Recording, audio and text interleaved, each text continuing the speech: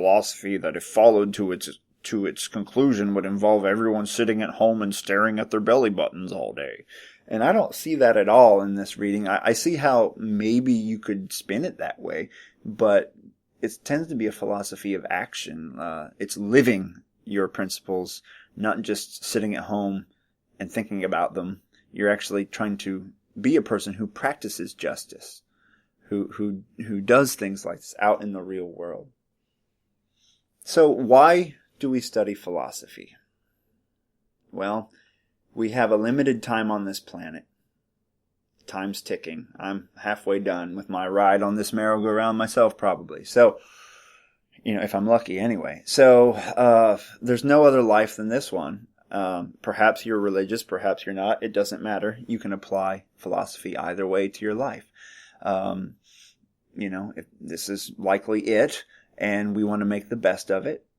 We know that while some things feel good in the moment, they lead to sorrow overall. And so we're trying to live a life to learn from the past. We have thousands of years of human history to learn from, as well as, modern psychology. And we know that if we restrain our desires are easier to fill and we'll be happier.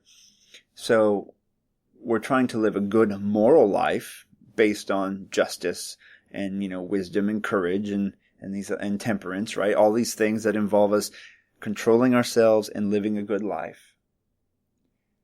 And so we're doing that, and we're trying to live a happy life that would stem from living this moral way. So one thing that I think philosophy helps us to do is that it helps us to prioritize, to improve, and to accept. And that's kind of where I see Stoicism. It helps you to prioritize, to know what to pay attention to, what to ignore, mostly paying attention to internals, ignoring externals.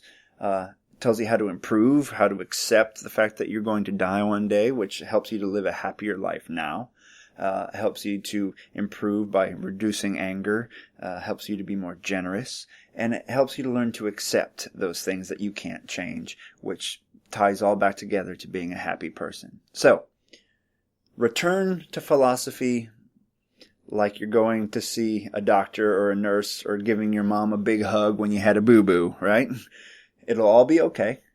And then use what you've learned to reassess, prioritize your life, improve yourself, and accept the things you can't change. And we'll live a good, deeply happy life. Carpe diem.